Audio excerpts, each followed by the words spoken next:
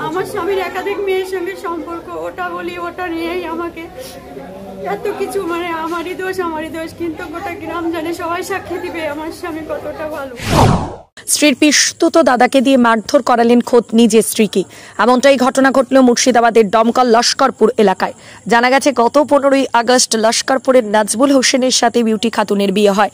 বিয়ের পর একাধিক মেয়ের সাথে সম্পর্ক রাখে নাজবুল হোসেন। সেই কথা স্ত্রী বিউটি খাতুন বলতে গেলেই তালাক দিয়ে দেয় নাজবুল। এই নিয়ে মোট 5বার নাজবুল হোসেন তালাক আর 5বার পুনরায় বিয়ে করেন বিউটি খাতুনকে।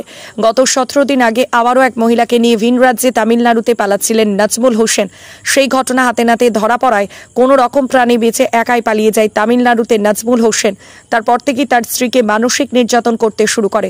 শেষমেশ স্ত্রী সহ্য না করতে পেরে তার নাম্বার ব্লক করে দেয়। স্ত্রীর পিস্তুত দাদাকে ফোন করে ওই যুবক। তারপরই ওই মহিলার দাদা এসে আচমকাই ওই মহিলার গায়ে হাত তোলে এবং মারধর করে বলে অভিযোগ। ঘটনায় আহত হলে দমকল মহকুমা হাসপাতালে চিকিৎসা করাতে হয় ওই মহিলাকে। ওই মহিলা থানায় লিখিত অভিযোগ দায়ের করবেন বলে জানিয়েছেন। তার দাদাবাবু বিশ্বাসের নামে বলে জানা গিয়েছে। এখন প্রশ্ন, এই সমাজে মহিলারা কতটা সুরক্ষিত? উল্লেখ্য, আরজিকর ঘটনা নিয়ে গোটা দেশ উত্তাল। তার মধ্যে এই ঘটনার সামনে এলো। মহিলাদের সুরক্ষিত রাখার কি দায়ভার শুধু পুলিশ প্রশাসনের নাকি সমাজের মানুষজনেরও? ব্যুরো রিপোর্ট, আজকাল বার্তা। আমার স্বামীর নম্বরটা আমি ব্লক করেছি, সেই কারণে মেরেছে আমাকে। আচ্ছা, ব্লক করেছেন কেন? ব্লক করেছি কারণ উনি আমাকে রেখে, আমার বাচ্চাকে রেখে উনি বিদেশে পালিয়ে যাচ্ছিল একটা মেয়েকে নিয়ে। মেয়েটাকে ওর বাবা মা ধরে ফেলে, দিয়ে ঘুরিয়ে নিয়ে যায়, আর আমার স্বামী চলে যায়। এবার চলে যাওয়ার পর এই কারণে ঘৃণাতে আমি ব্লক করে দিয়েছি। ওর সঙ্গে আমার কোনো কথা নাই তাই বলি। কতদিন আগে গিয়েছে আপনার স্বামী? আজকে 17 দিন হচ্ছে যাওয়া। 17 দিন থেকে ব্লক আছে? হ্যাঁ, 17 দিনের মধ্যে যেদিন যাই তার পরের দিন লাস্ট কথা হয়েছে আমার সঙ্গে।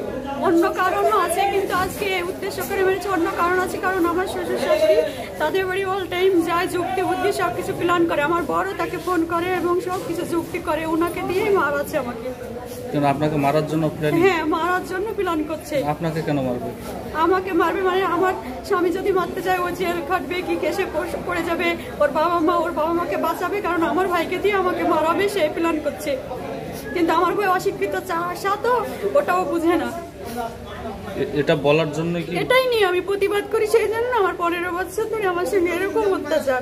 15 বছরের মধ্যে আমাকে সবচাইতে বড় ঘৃণার কথা, দুঃখের কথা হচ্ছে আমাকে 5বার তালাক দিয়ে 5বার বিয়ে করেছে। আপনাকে তালাক দিয়েছিল? তালাক দিবে আর হাত পা ধরবে, গ্রামের মানুষ ডাকবে, মিটিং ডাকবে। আমি ভুল বসতে বলেছি, রাগের মাথায় বলেছি আমি ওকে নিয়ে সংসার করবো, তাই বলবে। গ্রামের মানুষ আমাকে বলে একটা বাচ্চা আছে, এবারকার মতন মেনে নাও, ভাত খাও। আর আমি গ্রামের মানুষের কথা শুনি আর ওকে আবার বিয়ে করি, নতুন করে আবার সংসার করি।